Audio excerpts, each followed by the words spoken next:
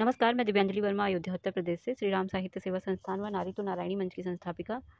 और आज भी मैं एक बुक का रिव्यू देने वाली हूँ। तो पुस्तकों के प्रति मेरा प्रेम मुझे हर रोज़ एक नई पुस्तक पढ़ने के लिए प्रेरित करता है।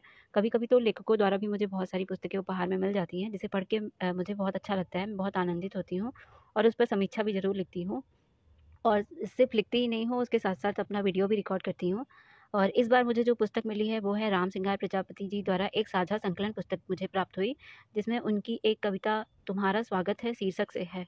वो मुझे बहुत ज़्यादा पसंद आई, तो आज मैं उसी कविता की समीक्षा करने वाली हूँ। और उससे पहले मैं जो है राम सिंगार जो कवि हैं, उनके बारे में बता दूँ तो सुप्रसिद्ध साहित्यकार और हिंदी प्रवक्ता राम सिंगार प्रजापति जी मऊ, उत्तर प्रदेश के निवासी हैं। इन्होंने काशी हिंदू विश्वविद्यालय से हिंदी और प्रकृति की खूबसूरती से ओत-प्रोत है और उनकी कविता का शीर्षक है तुम्हारा स्वागत है।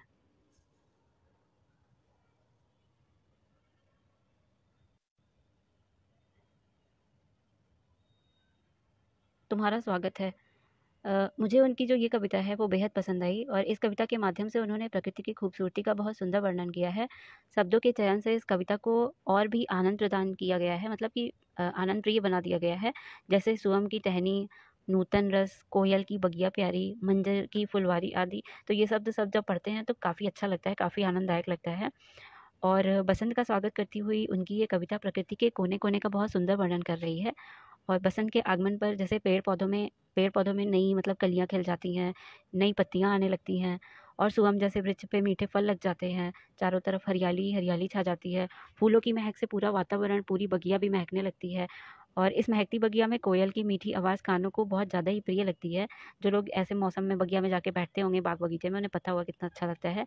और प्रकृति की इतनी सुंदर छवि को देखकर कवि राम सिंगार जी बसंत से कहते हैं कि तुम अब आने में आलस्य ना करो, ऐसे सुहावन मन-भावन मौसम में जहाँ सभी के दिलों में प्रेम के फूल खिलने लगे हैं, प्रेमी-प्रेमिका एक-दूसरे से मिलने लगे हैं, ऐसे में तुम भी अकेले ना रहो, जल्दी से आ जाओ, बसंत अब आने में और आलस ना करो। असल में ये कविता पूरी तरह से बसंत के ऊपर लिखी गई है, बसंत का स्वागत करते हुए। तो कवि जो है वो हर चीज़ का वर्णन कर रहे हैं कि जब बसंत आने वाला होता है, सारी चीज़ें एकदम सुंदर नई हो जाती हैं, फूल, पेड़-पौधे, पत्तियाँ, कलियाँ सब खिल जाती हैं, तो अब बसंत को भी आ जाना चाहिए। और इस कविता में कवि राम सिंगार जी ने के स्वभाव और उनकी पसंद का भी पता चलता है। मतलब अगर इस कविता को बहुत ध्यान से पढ़ा जाए तो हमें पता चलता है कि जो कवि है, उनका स्वभाव और उनका पसंद कैसा है। जैसे जिस प्रकार उन्होंने प्रकृति की खूबसूरती का वर्णन किया है, तो उससे पता चलता है कि कवि जो है वो प्रकृति प्रेमी हैं और उन्हें प्रकृति के बीच रहना बहुत ज़्यादा पसंद है। जैसे खिलती कलियाँ, महकते फूल, मीठे फल और पक्षियों की मधुर आवाज़ कवि को बहुत अच्छी लगती है, जिसका उन्होंने बहुत अच्छे से वर्णन किया है अपनी कविता में।